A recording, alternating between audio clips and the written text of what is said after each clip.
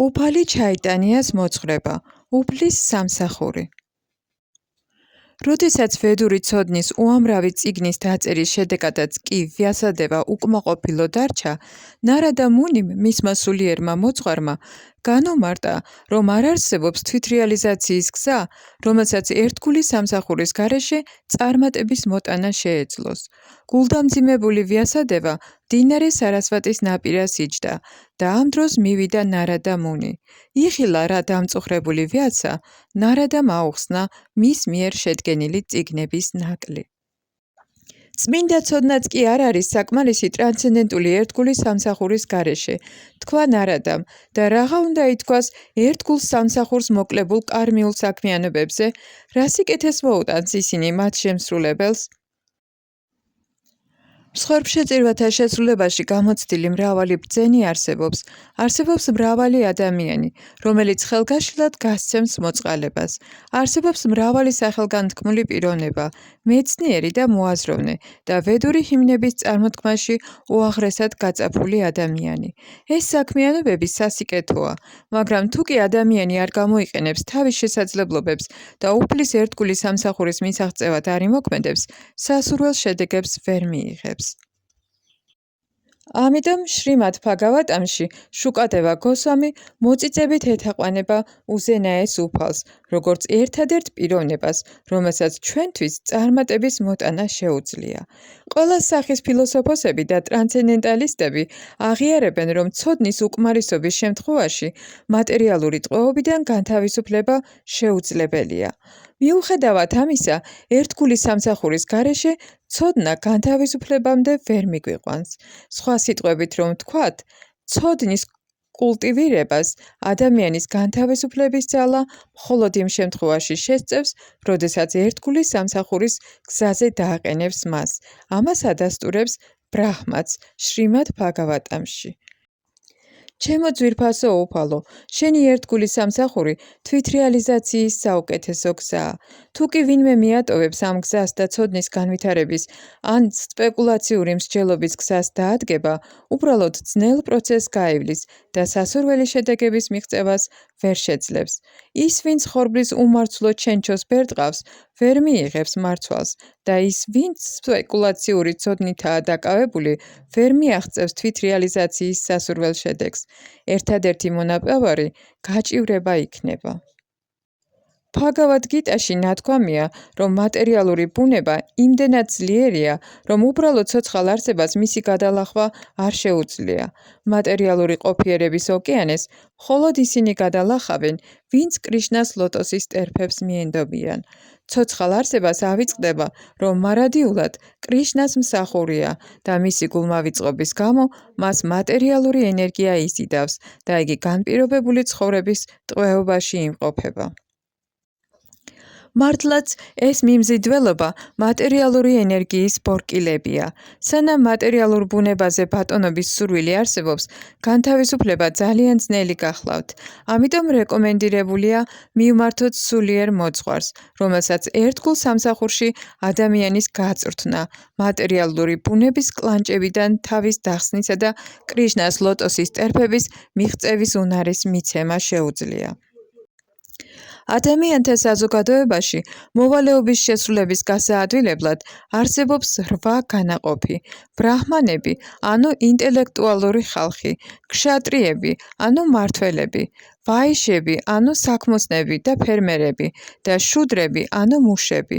აგრეთვე 4 აშრამი: ბრაჰმაჩარი, ანუ მოწაფეობის ხანა, გრაჰსთა, ანუ მეოჯახეობის ხანა, ვანაპრასთა, ანუ ამქვეყნიურ ცხოვრებას ჩამოშორებული და სანიასი, ანუ განდეგილის ცხოვრების წესში მყოფი ადამიანი. მაგრამ თუ კი ადამიანს ერთგულება, ანუ კრიშნას ცნობიერება აკლია, იგი ვერ განთავისუფლდება მატერიალური ტყვეობიდან, მაშინაც კი, თუ კი მასზე დაწესებულ მოვალეობას ასრულებს. უფრო მეტიც, მატერიალური ცნობიერების გამო დაწესებული მოვალეობის შესრულებითაც კი ჯოჯოხეთში ჩაეშვება. ამიტომ მან, ვინც მასზე დაწესებულ მოვალეობას ასრულებს, ერთდროულად ერთგულ სამსახურში კრიშნას ცნობიერება უნდა განივითაროს, თუ კი მატერიალური კლანჭებიდან განთავისუფლება სურს. ამ თვალსაზრისით, უფალ ჩაიტანიას მოყავს ნარადა მუნის მიერ წარმოთქმული ლექსი შრიმად ბჰაგავატამიდან, რაც ბჰაგავატას განვითარების გზას მიგვასწავლის. ნარადა მუნიმ აღნიშნა, რომ ადამიანთა საზოგადოების 4 განაყოფი, ისევე როგორც სიცოცხლის 4 საფეხური, უფლის გიგანტური ფორმისგან არის შობილი. ბრაჰმანები უფლის სამყარისეული ფორმის პირიდან იშვნენ, ქშატრიები ხელებიდან, ვაიშები წელიდან და შუდრები ფეხებიდან. როგორც ასეთნი, ვირატა პურუშას ფორმაში, ისინი მატერიალური ბუნების სხვადასხვა მოდუსთა თვისებებს ფლობენ. თუ კი პიროვნება უფლის ერთგულის სამსახურით არ არის დაკავებული, იგი ეცემა თავისი მდგომარეობიდან, მიუხედავად იმისა, ასრულებდა მასეთ დაწესებულ პროფესიულ მოვალეობებს თუ არა. შემდგომ უფალი ჩაიტანია გვასწავლის, რომ მაევადების ანუ იმპერსონალისტების სკოლის წარმომადგენლებს საკუთარი თავი ღმერთი ანუ განთავისუფლებულები ჰგონიათ, მაგრამ თავად ჩაიტანია მაჰაპრაბჰუსა და შრიმად ბჰაგავატამის აზრით, ისინი არ არიან ჭეშმარიტად განთავისუფლებულნი. ამასთან დაკავშირებით, ჩაიტანია მაჰაპრაბჰუს კვლავ მოჰყავს ლექსი შრიმად ბჰაგავატამიდან. ისინი, ვისაც საკუთარი თავი მაიავადთა ფილოსოფიის მიხედვით განთავისუფლებულებად მიაჩნიათ, მაგრამ უფლის ერთგულ სამსახურს არ ჰკიდებენ ხელს, ეცემიან ერთგულის სამსახურის შეუსრულებლობის გამო, უმკაცრესი ეპითემიებისა და ასკეზების გავლისას და უმაღლესი მდგომარეობის მიღწევის შემდეგაც კი. ჩაიტანია მაჰაპრაბჰუ განმარტავს, რომ კრიშნა მზეს გავს, მაია ანუ მატერიალური, ილუზორული ენერგია კი წყვდიაც. მას, ვინც გამუდმებით კრიშნას მზის სუქში იმყოფება, მატერიალური ენერგიის წყვდიადი ვერ შეაცდენს. ეს მეტად გარკვევით არის განმარტებული შრიმად ბჰაგავატამის 4 ძირითად ლექსში და ასევე დადასტურებულია სხვაგანაც შრიმად ბჰაგავატამში, სადაც ნათქვამია. ილუზორულ ენერგიას ანუ მაიას ცხვენია უფლის წინაშე დგომა. მიუხედავად ამისა, ცოცხალი არსებები სწორედ ამ ილუზორული ენერგიის მიერ განუწყვეტლივ არიან მოტყუებულნი. თავის განპირობებულ სტადიაში ცოცხალი არსება 1000 გვარ სიტყვათა თამაშს იგონებს, რათა მაიას კლანჭებიდან მოჩვენებითი განთავისუფლება მოიპოვოს. მაგრამ თუ კი გულწრფელად მიენდობა კრიშნას, უბრალოდ იმით, თუ ერთხელ ეტყვის, ჩემო ძვირფასო უფალო კრიშნა, დღეიდან შენი ვარ, იგი უმალვე განთავისუფლდება მატერიალური ენერგიის კლანჭებიდან. ეს დადასტურებულია აგრეთვე რამაიანაში, ლანკა კანდაში, სადაც უფალი ამბობს. ჩემი დაპირება და მოვალეობაა, ყოველ მხრივ დავიცვა ის, ვინც უსიტყვოდ მომენდობა. ადამიანი შეიძლება კარმიული საქმიანობებით, განთავისუფლებით, ჯნანათი ანუ იოგას სისტემის სრულყოფილებით ტკბებოდეს, მაგრამ თუ კი გონიერი გახდება, უარს იტყვის ყოველ ამ გზაზე და უფლის გულწრფელ ერთგულ სამსახურს დაიწყებს. შრიმად ბჰაგავატამშიც დადასტურებულია, რომ მაშინაც კი, როცა ადამიანს მატერიალური განცხრომა ან განთავისუფლება სურს, იგი ერთგულ სამსახურს უნდა ეწეოდეს. ისინი, ვისაც ერთგულის სამსახურის სანაცვლოდ მატერიალური შედეგების მიღება სურთ, წმინდა ერთგულები არ არიან, მაგრამ რადგან ისინი ერთგულ სამსახურს ეწევიან, იღვლიან არსებებად უნდა ჩაითვალონ. მათ არ იციან, რომ ერთგულის სამსახურის შედეგი მატერიალური კეთილდღეობა არ არის, მაგრამ რადგან ისინი უფლის ერთგულ სამსახურს ეწევიან, საბოლოო ჯამში ხვდებიან, რომ მატერიალური განცხრობა არ წარმოადგენს ერთგულის სამსახურის მიზანს. თავად კრიშნა ამბობს, რომ ისინი, ვისაც ერთგულის სამსახურის სანაცვლოდ გარკვეული მატერიალური სარგებელი სურთ, უდაოდ სულელები არიან, რადგან უნდათ ის, რაც მოშხამავთ. ერთგულის სამსახურის ჭეშმარიტი მიზანი ღმრთების სიყვარულია და ვინმეს კრიშნასგან მატერიალური სარგებელიც რომ სურდეს, ყოვლისშემძლე უფალი ითვალისწინებს მის მდგომარეობას და თანდათანობით ანთავისუფლებს მას მატერიალური მისწრაფებებისგან და სულ უფრო მეტად ასაქმებს ერთგულ სამსახურში. ერთგული სამსახურით რეალურად დაკავებულ ადამიანს ავიწყდება თავისი მატერიალური მისწრაფებები და სურვილები. ეს აგრეთვე დადასტურებულია შრიმად ბჰაგავატამშიც. უფალი კრიშნა უდაოდ უსრულებს სურვილებს თავის ერთგულებს, რომლებიც მის ერთგულ სამსახურში მოდიან, მაგრამ არ აუსრულებს იმ სურვილებს, რომლებიც კვლავ ტანჯვებს მოუტანს. მატერიალური მისწრაფებების მიუხედავად, ტრანსცენდენტული სამსახურის შესრულებით, ასეთი ერთგულები თანდათანობით იწმინდებიან მატერიალური სიამოვნებისგან და მათ ერთგულის სამსახურით სიამოვნების სურვილი უჩნდებათ. როგორც წესი, ხალხი ერთგულებთან იმისთვის იწყებს ურთიერთობას, რომ გარკვეული მატერიალური მოთხოვნილებები შეიმსუბუქოს, მაგრამ წმინდა ერთგულის გავლენა იმდენად ათავისუფლებს ადამიანს ყოველგვარი მატერიალური სურვილისგან, რომ თანდათანობით იგი ერთგულის სამსახურის გემოთით კბობას იწყებს. ერთგულის სამსახური იმდენად წმინდაა, რომ ასპეტაკებს ერთგულს და ავიწყებინებს ყოველგვარ მატერიალურ მისწრაფებას, როგორც კი სრულიად ჩაერთვება კრიშნას ტრანსცენდენტულ სასიყვარულო სამსახურში. ამის პრაქტიკული მაგალითია თურვა მაჰარაჯა, რომელსაც კრიშნასგან მატერიალური რამ უნდოდა და ამიტომ ერთგულის სამსახური დაიწყო. როდესაც უფალი ოთხხელიანი ვიშნუს სახით მოევლინა თურვას, თურვამ უთხრა: ჩემო ძვირფასო უფალო, რადგან დიდი ეპითემიებითა და ასკეზებით შენს ერთგულ სამსახურს ვეწეოდი, ახლა შენ გხედავ. დიდ ნახევარღმერთებსა და დიად ბრძენებსაც უჭირთ შენი დანახვა. ახლა დავკმაყოფილდი და ჩემი ყოველი სურვილი ასრულებულია, სხვა არაფერი მინდა. დამსხვრეულ შუშებს ვეძებდი, სანაცვლოდ კი დიდი და ძვირფასი თვალი აღმოვაჩინე. ამრიგად, თურვა მაჰარაჯა სრულიად დაკმაყოფილდა და უფლისათვის რაიმეს თხოვნაზე უარი თქვა. ცოცხალ არსებას, რომელიც სიცოცხლის 8.400.000 სახეობაში გადასახდება, ზოგჯერ მდინარის დინების მოყოლილ მორს ადარებენ, ზოგჯერ მორი ნაპირს მიეჯახება და ამის გამო გადაურჩება კვლავ დინების გაყოლას. შრიმად ბჰაგავატამში არის ლექსი, რომელიც ასე მოუწოდებს განპირობებულ სულს.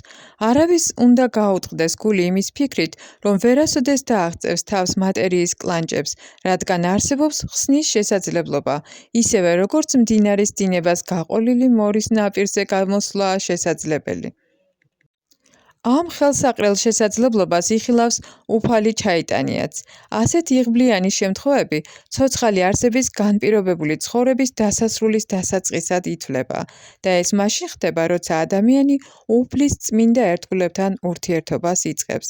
წმინდა ერთგულებთან ურთიერთობაში იგი ნამდვილად ინვითარებს კრიშნასადმილ ტოლვას.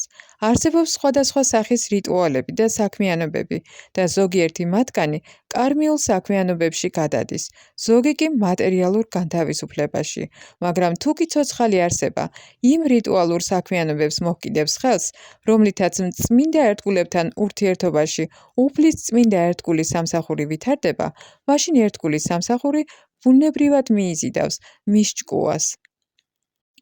შრიმად ბჰაგავატამში მუჩუკუნდა ამბობს: ჩემო ძვირფასო უფალო, ამ მატერიალურ სამყაროში სიცოცხლის სხვადასხვა სახეობაში მოგზაურობისას ცოცხალმა არსებამ შეიძლება განთავისუფლებისკენ წაიწიოს, მაგრამ თუ კი შემთხვევით წმინდა ერთგულთან ურთიერთობაში მოვა, ჭეშმარიტად განთავისუფლდება მატერიალური ენერგიის კლანჭებიდან და შენი ღმრთეების პიროვნების ერთგული გახდება.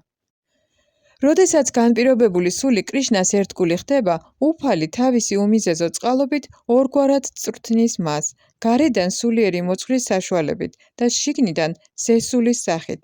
როგორც შრიმად ბჰაგავატამშია ნათქვამი, ჩემო ძვირფასო უფალო, თუ კი ვინმე ბრაჰმას სიცოცხლის განმავლობაში იცოცხლებს, მაინც ვერ გამოხატავს თავის მადლიერებას იმ სიკეთის გამო, რასაც შენი გახსენება იძლევა.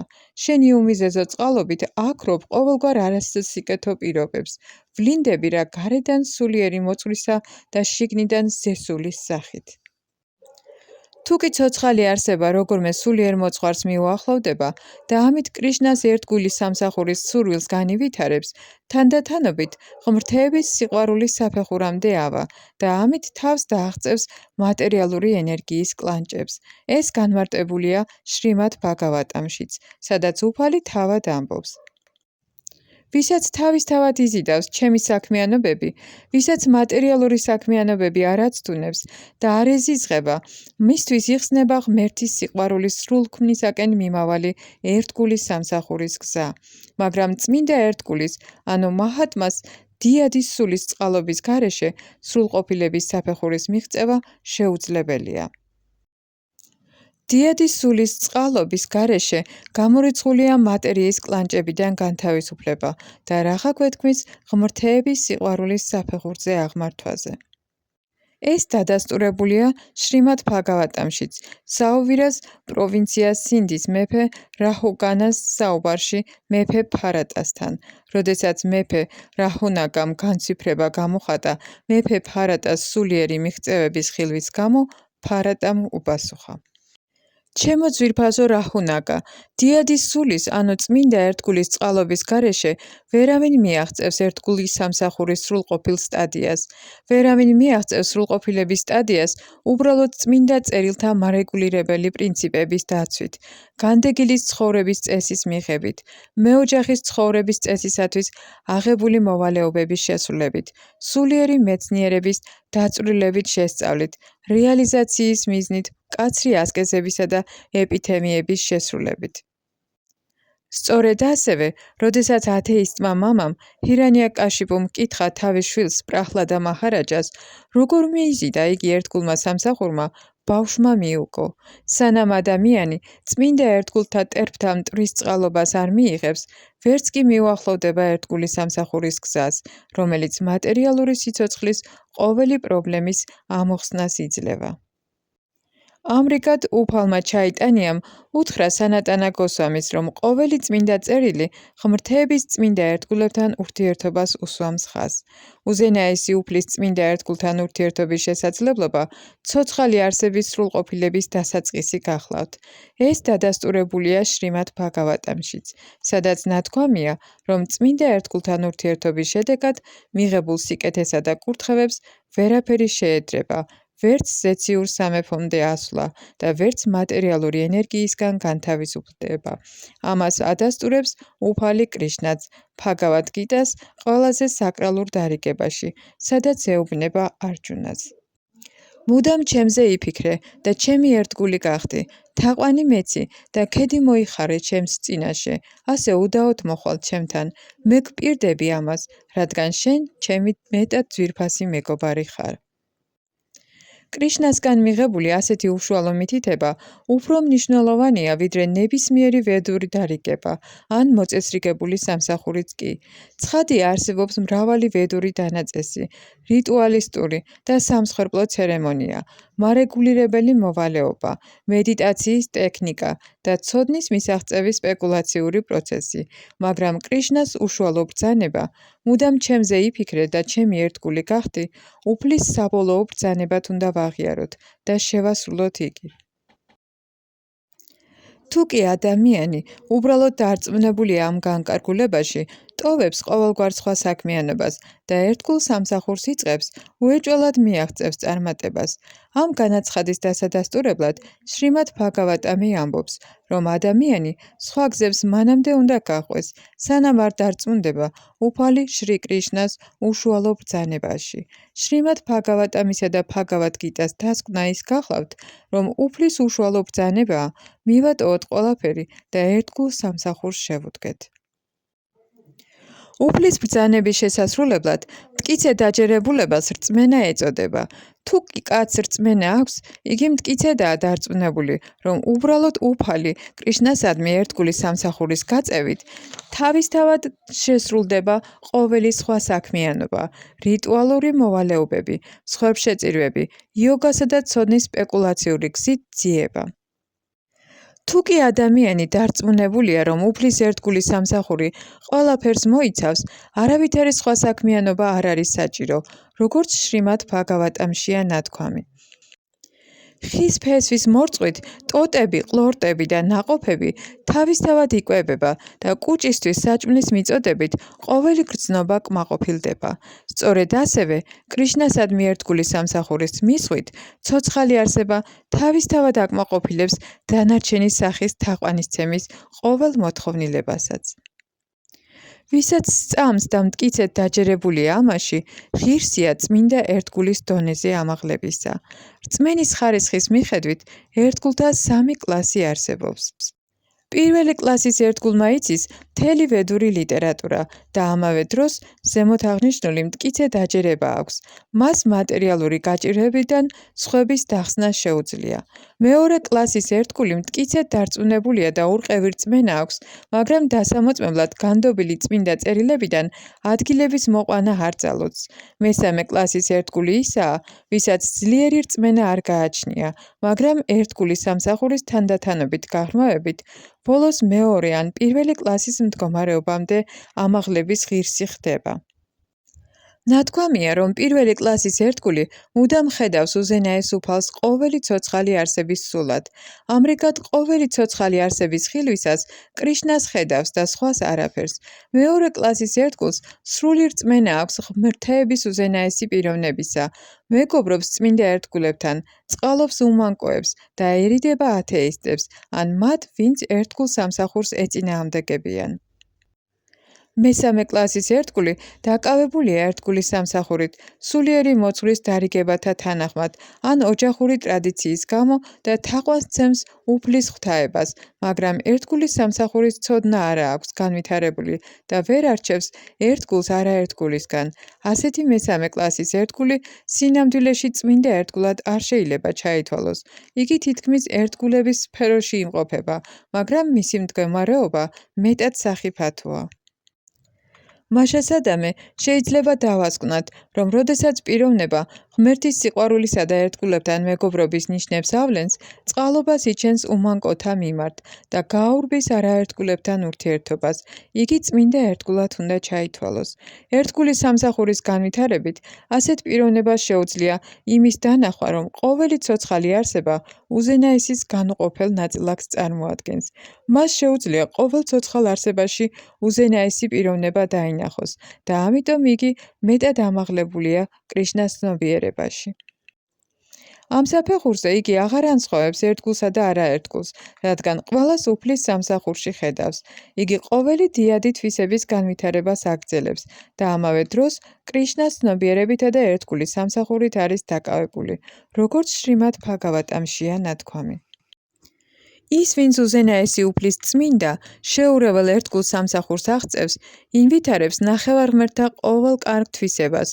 მაშინ, როდესაც პიროვნება, რომელიც ასეთ სამსახურს არ მიჰყვება, მთელი მატერიალური ღირსებების მიუხედავად, აუცილებლად აცდება ჭეშმარიტ გზას, რადგან მენტალურ სიბტყეზე დახეტიალობს. ამრიგად, მატერიალურ ღირსებებს ერთგულ სამსახურში არავითარი ფასი არ გააჩნია.